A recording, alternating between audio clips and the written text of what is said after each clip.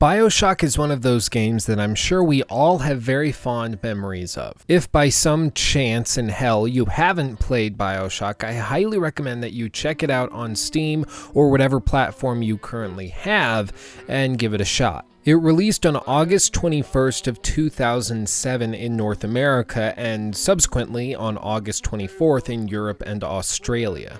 The initial marketing materials pushed the idea that Bioshock was a, quote, genetically enhanced action-adventure horror-themed first-person shooter by Irrational Games.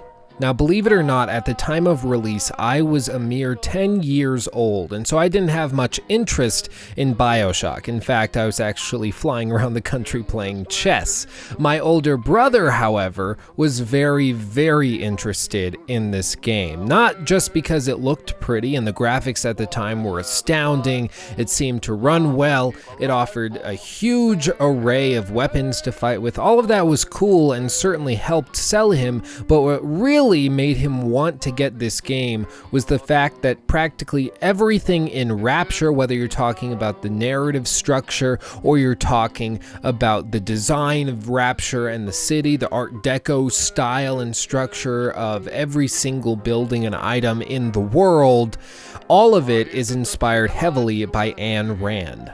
Irrational Games even embraced this by naming one of their lead characters, Atlas, after the novel that heavily inspired Bioshock and the World Within, specifically Atlas Shrugged. However, on a more gameplay-focused side, most people initially bought into the idea of Bioshock because this was a quote-unquote spiritual successor to a previous title by Irrational Games, System Shock 2. You can certainly see some of the visual inspirations on screen as well as gameplay inspirations, but once people got their hands on Bioshock, they realized it was something unique, special, and very, very different. Now, for a long time, all the way up until just a few years ago, I had resigned myself to the thought that first-person shooters were simply games that focused on mechanics, on fast-paced action, on having really engaging multiplayer experiences, but the hope of getting a really, truly original and engaging plot that I could lose myself in was something that I'd simply have to wait for an RPG to feel. I wouldn't find that in a first-person shooter. Looking back, I find it kind of ridiculous that that's what I once thought, but I honestly did believe that. But the game that shook me out of that misconception was, in fact, Bioshock. Bioshock's plot is original, it's creative, it's witty, it has plot twists that you don't actually see coming, and it actually has moments where you are in awe of everything around you. It almost makes you wish that you had the chance to live within Rapture before it all went to crap. Now, I will say at this point, we're going to start getting into some spoilers, so if you haven't played Bioshock before, I highly recommend that you pause the video, go play it, pick it up for a few bucks on Steam, give it a shot, play through it. It takes about 12 hours to complete in its entirety, and then you can come back and watch the rest of this video. Don't worry, it will still be here. But with that spoiler warning out of the way, let's get into a bit of the narrative and talk about the characters.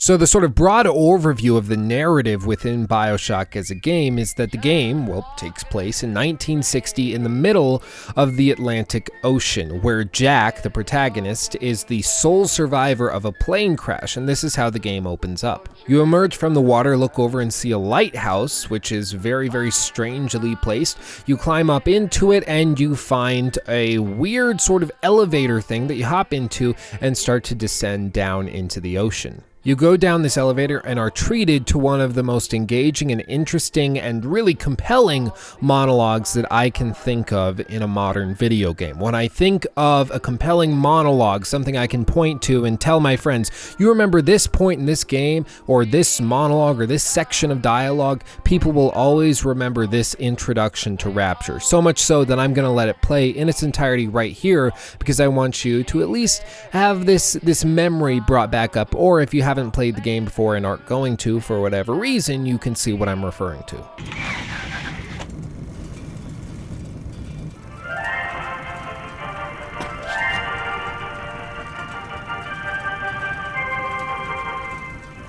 I am Andrew Ryan, and I'm here to ask you a question.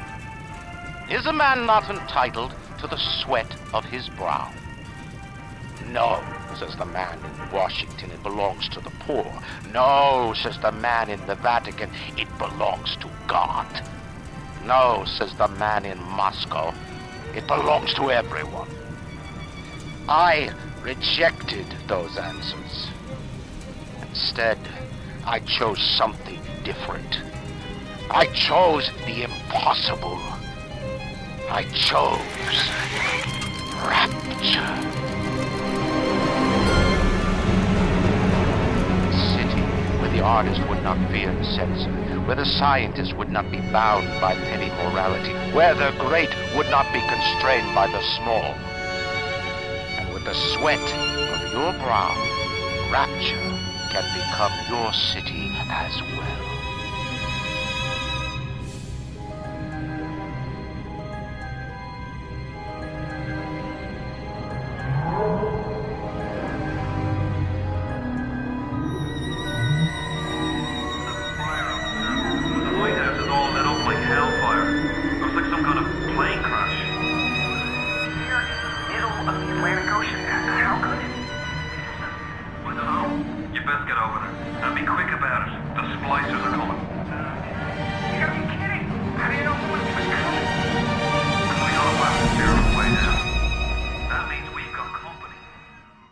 Now, as I previously stated, most of Bioshock is heavily influenced by the writings and work of Ayn Rand, who was a philosopher in the 50s, 60s, and sort of early 70s before she started to get really, really old. Now, what I have here, and what I'm going to show you next, is a clipping from one of the first interviews, if not the first interview she ever did that was filmed.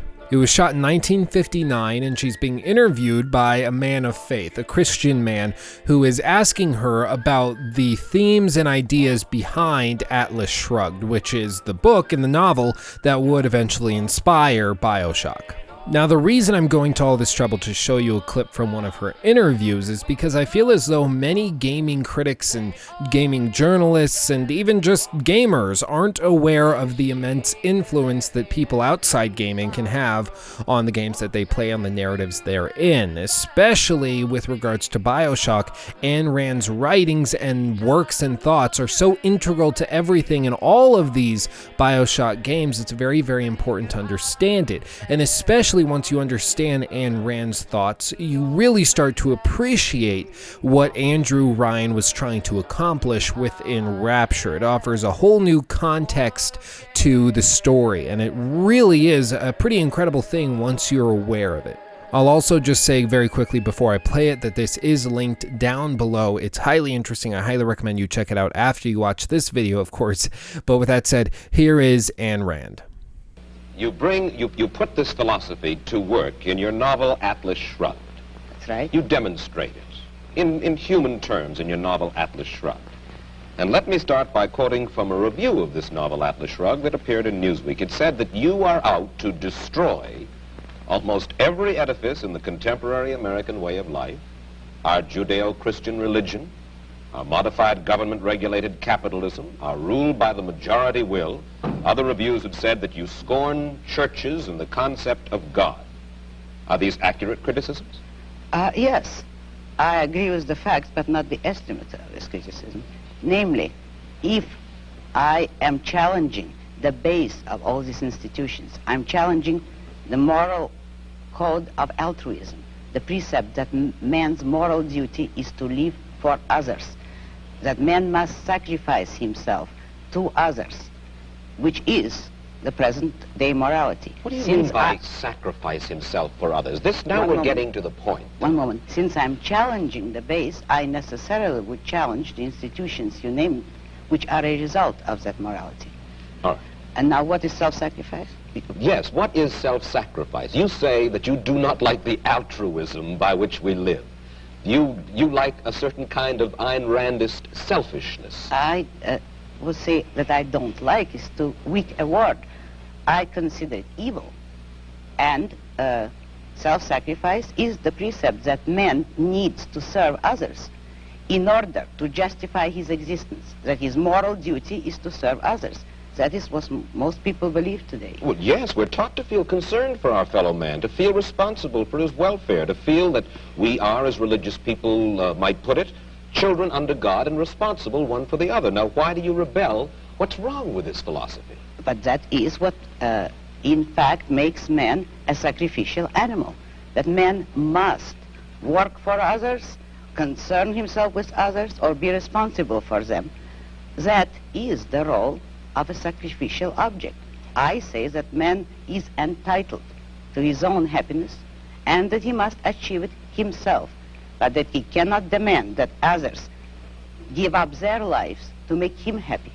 And nor should he wish to sacrifice himself for the happiness of others. I hold that man should have self-esteem.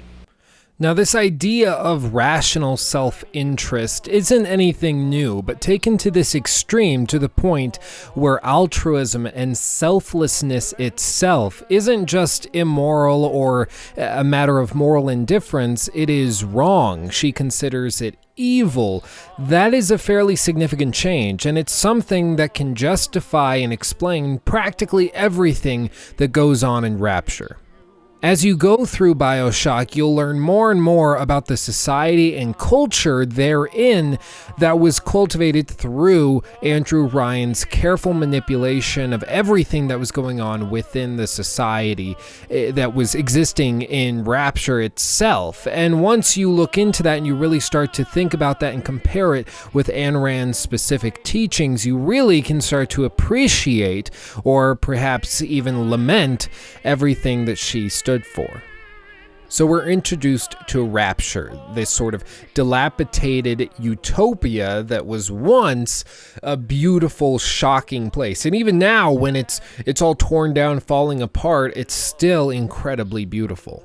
Now, within this bathysphere, which is what this weird circular elevator-looking thing is called, an Irishman named Atlas starts assisting Jack in making his way to safety via the service radio, which is found within said bathysphere. Now, I do also think it's very important, whenever a game introduces you into the main setting, location, what have you, of said game, it's very important that the initial exposure to that setting sets the tone. And that is one of the things that Bioshock has so often been praised for, is its ability to properly set tone and atmosphere to the point where you're either constantly questioning your safety, or where you are trying to figure out where the next threat is coming from, or why this all went to crap when it's so dang beautiful and engaging. Really, you just find yourself constantly asking yourself, what would this have looked like before everything went to hell? Bioshock sets a very clear tone right away. The first thing you witness within Rapture after you float past a whale and a giant squid is actually a murder taking place right outside the window of the bathysphere that we're in. This bizarre creature humanoid thing starts jumping on top of the bathysphere, smashing it and cutting into it somehow. It's actually a really unnerving experience, and going back, playing this game all over again for this video, I actually felt myself getting very, very stressed out. I knew that nothing was going to happen because there's a scripted sequence here. It's not like you can screw up and she breaks in and kills you. You're fine. But the experience and the tone and the atmosphere was built so well that even knowing that everything's going to be okay, it's still incredibly stressful. Now, as you explore the city and start to open up a few new doors and pathways, you eventually run into what you will soon be calling little sisters, who are these little girls that follow around what we call big daddies, or essentially these giant scuba diving looking creatures, and they contain a substance called Atom. This Atom substance is actually closely tied with the plasmids that you're going to be using throughout all of the Bioshock games, actually, which allows you to shoot electricity out of your hand, or fire, or sick bees on somebody, or have telekinetic powers. It's all tied together through this atom that these little sisters happen to hold. Now, Atlas, the guy we talked about earlier who's going to help guide you through the city, he makes it very clear that you should just kill the Little Sisters and take all of their Adam. Whatever little girl was once in there is no longer there, so no harm, no foul, I suppose. But you actually get introduced to a woman by the name of Dr. Tenenbaum, who urges Jack not to kill the Little Sisters, but instead to embrace them and heal them, and if you do this, she will somehow make it worth your while later on. Now, this is the only real moral choice you're offered in the game, which I'm actually okay with. It's a very narrative and linear experience. It doesn't necessarily need to be hyper-branching or anything like that. But what you're given the option to do is essentially to use up all of the Adam within these Little Sisters, or you can go and heal them and get a little bit with the hope of someday or at some point being repaid for your kindness. And essentially all that really matters is the quick reward versus long-term reward. If you happen to save the Little Sisters as opposed to killing them and taking all of their Adam, you'll actually get rewarded steadily. You'll get little packages or gifts from the Little Sisters that perhaps balances out by the end of the game. I'm not really sure, and I'm certainly not going to go and count up every package and the actual unitary measurement of Adam that you gain from those packages. It would take too long. Roughly, it's equal, however, I would at least assume. The big difference comes later on in the game at the very, very end, after you take out the final boss and you're given the final cutscene. If you happen to save more than killing the Little Sisters, then you'll get a good ending, quote-unquote, where everything's cool. You basically take care of them for the rest of your lives, and it's really cute and beautiful and lovely.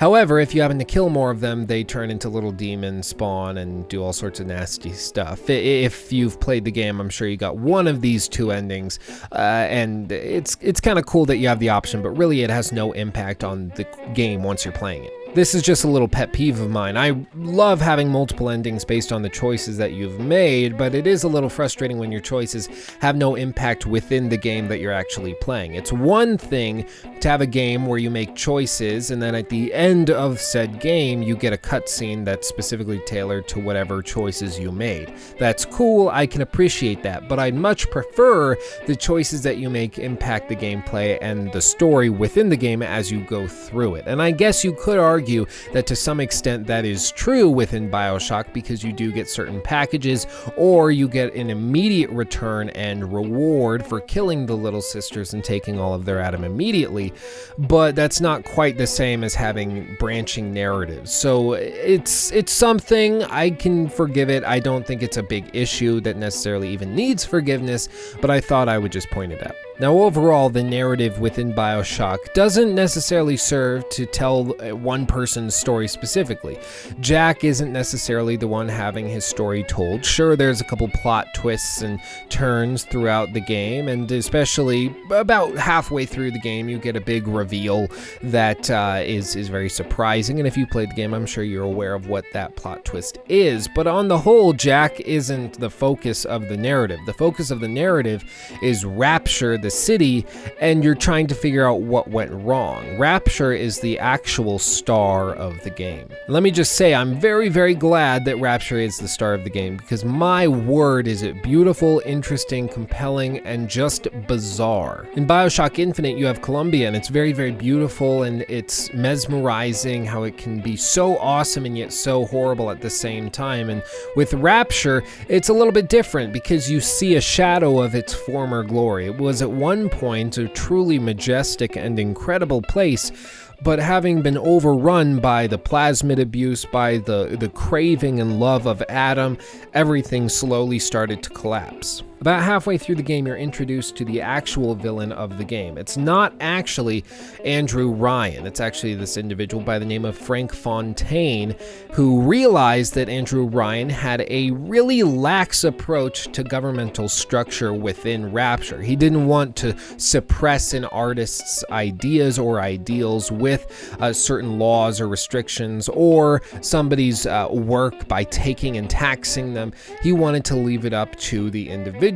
So he was very, very free market focused and very freedom focused, but what that means is that he left a huge void to be filled, and that is precisely where Fontaine saw his opportunity. Fontaine started to seize the power, and at this point, a civil war essentially broke out within Rapture, which led to the current state of affairs. Now, one of the things that I like most about Bioshock is that it doesn't focus on just having one big boss and then tries to scatter in a bunch of minor enemies in there that are basically his henchmen. The way that a lot of Arkham games, for instance, work is that you have a couple big bad guys and then just hundreds or thousands of little minions that you have to fight. And don't get me wrong, there's plenty of sort of scrap heap bad guys and villains for you to fight within Bioshock. It's not like you're going to be bored without anybody to kill or shoot, but rather there's these sort of mini bosses or mini focuses and protagonists that you can encounter. For instance, early on in the game, I'd say within even the first hour, you encounter an individual by the name of Dr. Steinman, who's essentially trying to pursue the epitome of beauty and grace and fragility that he hasn't been able to find in the actual world. So he's trying to essentially operate on these individuals and surgically turn them into what he perceives as the ultimate beauty. He has a monologue actually, and I tried to record it when I was playing through the game, but I was attacked by essentially a drone a little ways into the monologue. So I'll let it play, but at one point I do have to shoot it, so my apologies. What can I do with this one, Aphrodite? She won't stay still! I want to make them beautiful, but they always turn out wrong! That was too fat! This one too tall! This one too symmetrical! And now... What's this guy? An intruder! He's ugly! Ugly! Ugly! Ugly! Look at you! Small but memorable character design and writing is one of the most difficult things to do, not just for video games, but for plays, for film, for TV, for whatever you're talking about.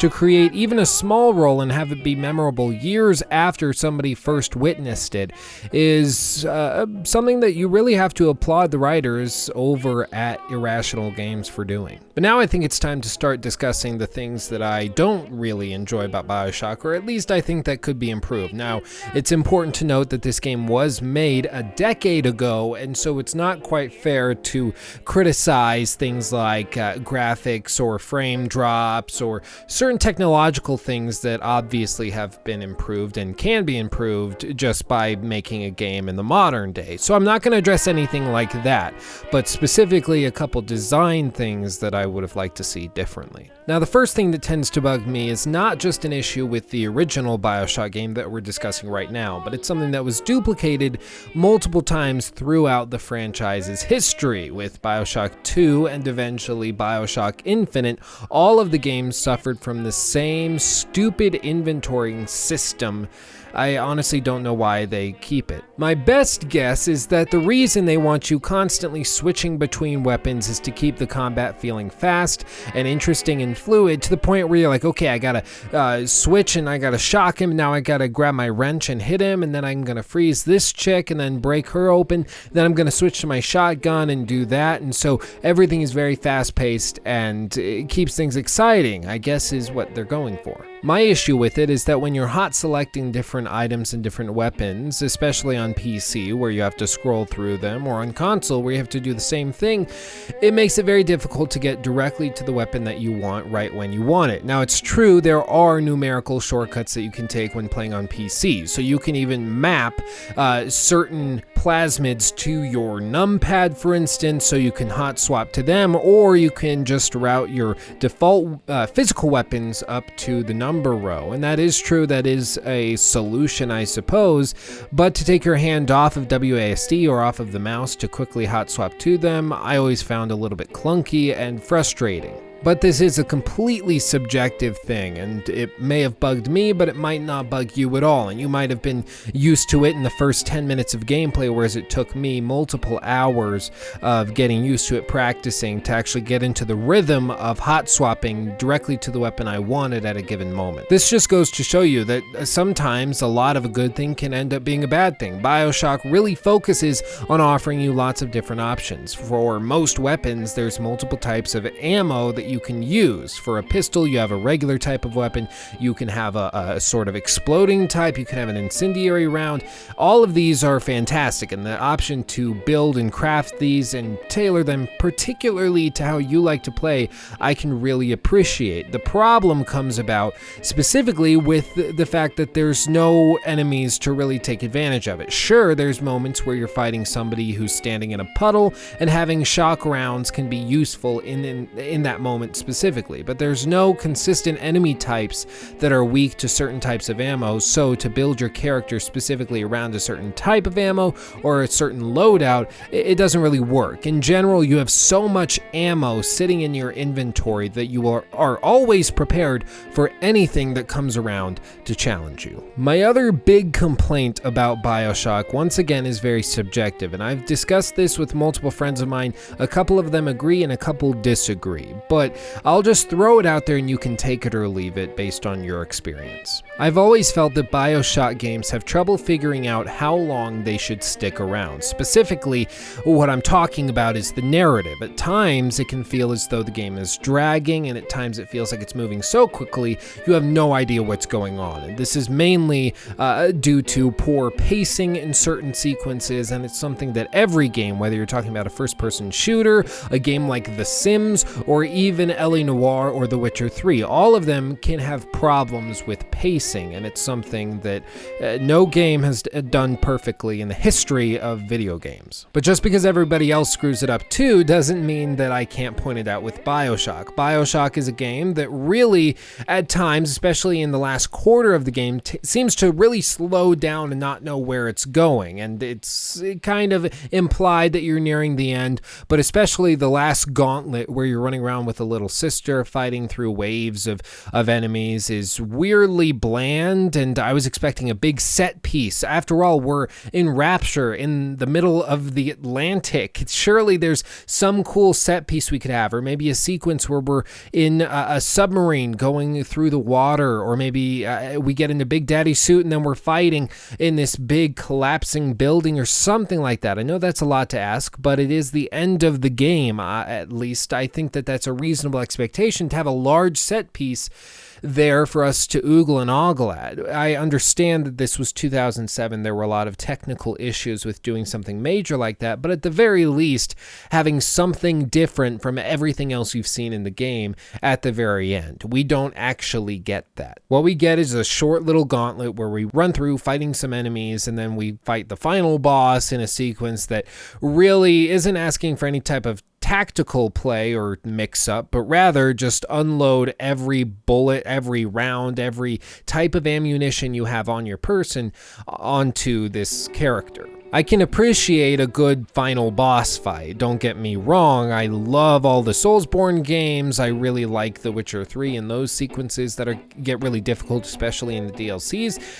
But in this particular case, there's no real difference in challenge. You just have one guy with a massive health bar that keeps getting spawned back, and you have to stab his heart with your needle, and then you get back out and you keep doing the same thing over and over again. Now, the footage I recorded here happened to be on easy because I wanted to get one single shot all the way through the fight. But I did play through it also on hard, and that took multiple attempts. It was very difficult, but there was no difference in the challenge. There was nothing shaking it up. It was more of the same, and at the very end of a game, especially a first-person shooter as grandiose as Bioshock, I would have expected something a little bit different, a little unique, and a little bit more memorable. But when it comes down to it, my main criticism of Bioshock's pacing is that I want more of what Bioshock does really, really well, when Bioshock instead, for budgetary reasons perhaps, or just technological reasons, they had to resign themselves to the idea that they had to put more of the same blandness at the very end and not really shake it up. I want more of the early game and not more of the late game, and that I think at least speaks to the quality of the first 6 hours or so. But the reality was that for me, playing through Bioshock, the game got very samey near the end, and near the end I was definitely ready to put the controller down. I mean, so to speak. I was playing on PC with a keyboard and mouse, but you get what I'm saying. Overall, Bioshock is a fantastic game, and it obviously set the standard for a franchise that would soon become the favorite of many, many gamers out there. The beautifully realized world of Rapture, with the heavy influences of Ayn Rand, and the gameplay mechanics that are fast-paced and exciting, all of that builds into a very, very strong first-person shooter, and frankly, an incredible one considering this was released a decade ago. And that's the main point of this video. Even though this game is a decade old, recently there was a remastered version of it and its brother, Bioshock 2, released that is available on Steam and basically anywhere that you might happen to game, and I really recommend that you try it out. These games are beautifully crafted, and honestly, if you haven't had the chance to play through one of these, you owe it to yourself to give it a shot. I tried to steer away from some of the plot twists and turns, particularly because I found them so incredible when I first played through them, that I want you to have the same opportunity if for whatever reason you watched this video and you have yet to play it. But I don't want to overstay my welcome, so I'm going to end it there. Let me know what you thought of the video down in the comment section below, and if you enjoyed it, smash that like button. It really does help me out. Also, if you would like me to do this same type of video for Bioshock 2 and Bioshock Infinite, hit that like button as well. That just lets me know you're interested. And with that, that's all I have to say. Thank you for watching. Honestly and truly, I love each and every single one of you more than you could possibly know, and I'll see you in the very next video. Peace out.